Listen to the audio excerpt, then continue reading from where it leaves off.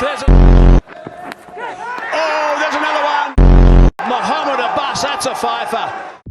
जब आपका 14 साल का एक्सपीरियंस होगा इस फॉर्मेट में तो ऐसी परफॉर्मेंस फिर क्यों नहीं आएगी। ये पिन पॉइंट एक्यूरेसी, ये लाइन और लेंथ पर कंट्रोल डोमेस्टिक खेलने से ही आता है, जो कि मोहम्मद अब्बास खेलते ही आ रहे थे और ना सिर्फ खेल रहे थे बल्कि वहां परफॉर्म भी कर रहे थे। लेकिन सवाल ये है कि आज अगर मोहम्मद अब्बास की एज 34 साल हो गई है और 2021 में जिसने अपना लास्ट टेस्ट मैच खेला था, तो उस बंदे को पिछले 3 सालों से आप लोगों ने यूटिलाइज क्यों नहीं किया। परफॉर्मेंस दिखाने के बावजूद भी वो टीम में क्यों नहीं था। जब उसे टीम से बाहर निकाला गया तो वो हैम्पशायर के लिए काउंटी खेलने चला गया, जहां उसका कोच कहता है कि रेड बॉल में उसने मोहम्मद अब्बास जैसा बॉलर नहीं देखा। यहाँ डोमेस्टिक में भी ऑन गोइंग कायद-ए-आज़म ट्रॉफी का वो second top wicket taker bowler बना, जिसके लिए इंटरनेट पर शोर मचा हुआ था कि मोहम्मद अब्बास टीम में क्यों नहीं है। मोहम्मद अब्बास को नजरअंदाज किया गया। टेस्ट क्रिकेटर मोहम्मद अब्बास दौरा ऑस्ट्रेलिया के लिए मुंतखब ना होने पर मायूस। अब जब उसे टीम में वापस लाया गया तो फिर जो हुआ वो हम सबके सामने है।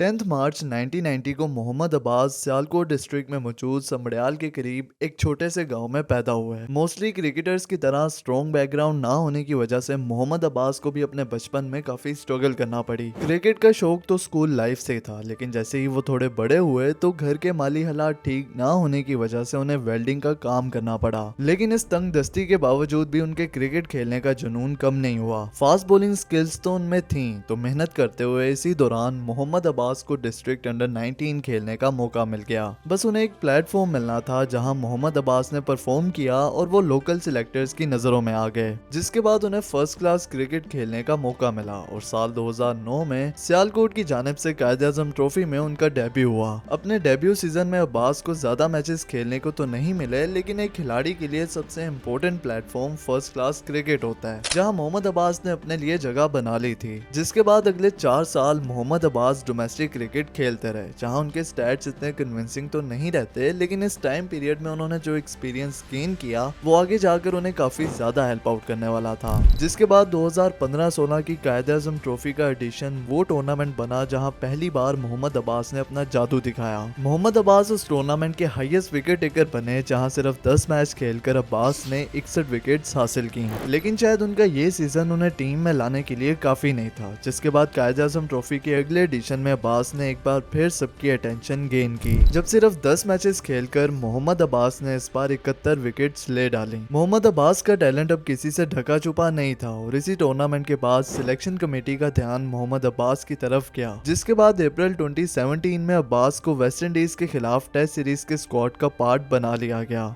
21 अप्रैल 2017 वेस्ट इंडीज के खिलाफ किंगस्टन में मोहम्मद अब्बास का डेब्यू होता है, जहां अपने डेब्यू ओवर की सेकंड बॉल पर ही विकेट लेकर मोहम्मद अब्बास ने अपने इंटरनेशनल कैरियर की शुरुआत की। अपने डेब्यू मैच में अब्बास को सिर्फ 3 विकेट्स ही मिल पाई। सेकंड मैच में अब्बास ने 6 विकेट्स हासिल की, जिसके बाद सीरीज के फैसलाकुन मैच में अब्बास ने अपना पहला 5 विकेट हॉल पिक किया। उसके बाद से तो मोहम्मद अब्बास को रोकना मुश्किल ही हो गया था। अगली टेस्ट सीरीज पाकिस्तान ने श्रीलंका के खिलाफ यूएई में खेली, जहाँ 2 मैचेस में अब्बास ने 8 खिलाड़ियों को आउट किया। लेकिन मोहम्मद अब्बास टीम के हीरो तब बने जब 2018 में पाकिस्तान इंग्लैंड के टूर पर था और वहां इंग्लैंड की सीमिंग कंडीशंस में मोहम्मद अब्बास इंग्लिश बल्लेबाजों के लिए सरदर्द बने। लॉर्ड्स का मैदान तो जैसे मोहम्मद अब्बास के ही इंतजार में था। वहां दोनों इनिंग्स में 4-4 विकेट्स लेकर अब्बास ने इंग्लैंड की बैटिंग लाइनअप को डिस्ट्रॉय कर दिया और पाकिस्तान को इंग्लैंड की सरजमीन पर वो मैच जितवाने में अब्बास ने अहम किरदार अदा किया। सीरीज के सेकंड टेस्ट मैच में पाकिस्तान की बैटिंग फेल हो गई और अल्टीमेटली पाकिस्तान वो मैच हार गया। लेकिन मोहम्मद अब्बास ने वहां भी 2 विकेट्स ली और वो सीरीज के टॉप विकेट टेकर बॉलर बने और साथ ही उन्हें प्लेयर ऑफ द सीरीज का भी अवार्ड मिला। जिसके बाद ऑस्ट्रेलिया के खिलाफ अगली टेस्ट सीरीज के लिए पाकिस्तान यूएई पहुंचा, जो मोहम्मद अब्बास के लिए उनकी कैरियर बेस्ट सीरीज साबित हुई। वहां पहले मैच में 7 विकेट्स लेकर मोहम्मद अब्बास ने पाकिस्तान के लिए सेकंड फास्टेस्ट 50 विकेट्स लेने वाले बॉलर का रिकॉर्ड इक्वल किया। जिसके बाद सेकंड मैच में, जो कि अबू धाबी में खेला जाना था, वहां वहां डेड पिच पर मोहम्मद अब्बास ने 10 शिकार किए, जिस परफॉर्मेंस की वजह से अब्बास ने पूरी दुनिया की तवज्जो अपनी तरफ हासिल कर ली। वो पहले फास्ट बॉलर बने यूएई में एक टेस्ट मैच में 10 विकेट्स लेने वाले, और ये उनका मेडन 10 विकेट्स होल भी था। 10 मैच खेलने के बाद मोहम्मद अब्बास 59 विकेट्स ले चुके थे with an exceptional average of just 15.64, जिसके बाद हर कोई मोहम्मद अब्बास को अप्रिशिएट करने लगा और पाकिस्तान को भी अब्बास की सूरत में अपना नेक्स्ट टेस्ट सुपरस्टार मिल चुका था। मोहम्मद अब्बास इस टाइम तक अपने कैरियर के पीक पर पहुंच चुके थे।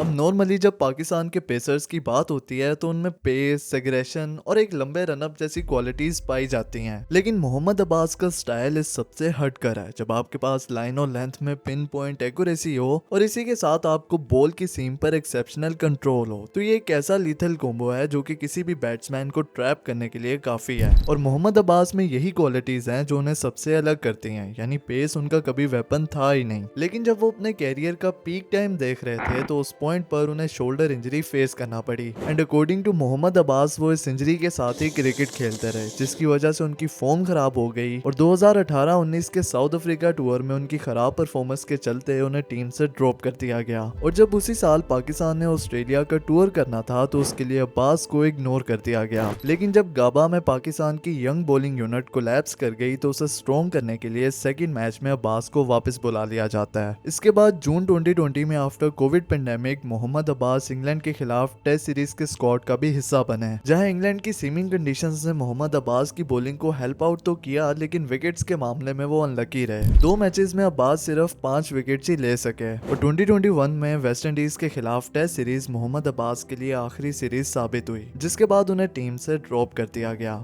टीम से ड्रॉप होने के बाद 2021 में ही मोहम्मद अब्बास काउंटी में हैम्पशायर के लिए as a overseas player sign up हुए, जहां उस सीजन में अब्बास 10 मैचेस खेलकर 41 विकेट्स पिक करते हैं, इंक्लूडिंग अ हैट्रिक जो कि अगेंस्ट मिडलसेक्स आई थी। उनकी इन्हीं परफॉर्मेंसेस को देखते हुए हैम्पशायर ने उनके कॉन्ट्रैक्ट को 2022 तक एक्सटेंड कर दिया, जिसके बाद मोहम्मद अब्बास टोटल 3 साल तक काउंटी खेलते रहे। और वहां हैम्पशायर के लिए अब्बास इस कदर कंसिस्टेंट और डिस्ट्रक्टिव थे कि 3 सीजन खेलकर वो सिर्फ 19 की बॉलिंग एवरेज के साथ 180 विकेट्स पिक कर लेते हैं। टीम से ड्रॉप होने के बाद मोहम्मद अब्बास न सिर्फ काउंटी क्रिकेट में परफॉर्मेंस दिखाते आ रहे हैं, बल्कि ऑनगोइंग कायद-ए-आज़म ट्रॉफी के तो Mohammad Abbas joint second highest wicket taker हैं। लेकिन यहाँ सवाल ये पैदा होता है कि अगर मोहम्मद अब्बास डोमेस्टिक क्रिकेट में परफॉर्म कर रहे थे तो उन्हें टीम में वापस क्यों नहीं लाया गया, जिसका जवाब मोहम्मद अब्बास ने खुद ही दिया जब इसी साल सितंबर में हुई बांग्लादेश के खिलाफ टेस्ट सीरीज में भी वो स्क्वाड का हिस्सा नहीं बने और टीम में यंगस्टर्स को प्रेफर किया गया। तो उस सीरीज में हमारी बॉलिंग इस कदर वीक थी कि बांग्लादेश ने हमें हमारे होम ग्राउंड पर ही वाइट वॉश कर दिया।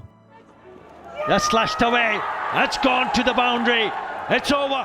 अब यंगस्टर्स को चांस देना बिल्कुल अच्छी बात है, लेकिन उन्हें उस बॉलर पर प्रेफर करना जिसे इन पिचेस पर खेलने का सबसे ज्यादा एक्सपीरियंस है और जिसे एक ऐसी सीरीज की ही जरूरत थी जहां वो परफॉर्म करके अपना कॉन्फिडेंस वापस गेन कर पाता, जो कि राइट नाउ हमारा एक लौता proper red ball specialist bowler भी है। लेकिन मोहम्मद अब्बास को वहां भी इग्नोर किया गया, जिसके बाद वो भी चुप ना रह सके और उस शर्मनाक हार के बाद मोहम्मद अब्बास ने एक इंटरव्यू दिया, जहां उन्होंने बताया कि 2021 में जब उन्हें ड्रॉप किया गया था तो तब के कैप्टन और चेयरमैन साहब ने उनसे कंसर्न जाहिर किए थे कि उनकी पेस ड्रॉप हो गई है, जिसकी वजह से उन्हें टीम प्लान से ही ड्रॉप कर दिया गया। यही वजह है कि 3 साल तक अब्बास टीम के साथ नहीं थे। लेकिन जैसे वीडियो में मैंने पहले बात की कि पेस कभी अब्बास के लिए वेपन थी नहीं, उनकी लाइन और लेंथ में consistency and dead late swing उन्हें लीथल बनाती है। अपनी इन्हीं स्किल्स के बलबूते वो आज इतने सक्सेसफुल हैं कि पाकिस्तानी बॉलर्स में बेस्ट बॉलिंग एवरेज की लिस्ट में ग्रेट इमरान खान के बाद उनका नंबर आता है। और जो बॉलिंग इंटेलिजेंस मोहम्मद अब्बास के पास है, तो आज पाकिस्तान की यंग टेस्ट टीम को उसी एक्सपीरियंस की तो जरूरत है। फाइनली दिसंबर 2024 में आकर मोहम्मद अब्बास का ये वेट ओवर होता है और उन्हें 3 साल के एक लंबे गैप के बाद साउथ अफ्रीका के अगेंस्ट टेस्ट सीरीज के लिए सिलेक्ट कर लिया जाता है, जिसके बाद मोहम्मद अब्बास ने ये प्रूव तो कर दिया है कि एक्सपीरियंस इज एक्सपीरियंस। ऑलमोस्ट 35 साल की एज में भी मैराथन स्पेल करवा गए हैं मोहम्मद अब्बास, और क्या क्लच परफॉर्मेंस दी है। जहां बिल्कुल ही उम्मीद छोड़ी हुई थी एक टाइम पर, वहां साउथ अफ्रीका के हाथों से ऑलमोस्ट छीन लिया था मैच को। वेल अगर जीत जाते तो और भी ज्यादा मजा आता, लेकिन खैर well done Mohammad Abbas. I will give my best and I will try to give some happiness to my country. You made us happy bro. Well अब देखना यह है कि जिस पेस के साथ मोहम्मद अब्बास बॉलिंग करवा रहे थे जो कि 130 भी क्लिक नहीं हो रही थी, तो ऐसे में वो कब तक टीम में सरवाइव कर पाएंगे। एक तो 34 साल के वो हो चुके हैं, तो लेट्स सी पीसीबी उनको कैसे और कितनी देर तक यूटिलाइज कर पाता है। और अगर मेरा कंटेंट पसंद कर रहे हो तो सब्सक्राइब भी कर दिया करो, बहुत हौले ग्रोथ हो रही है। Thanks for watching. Allah Hafiz.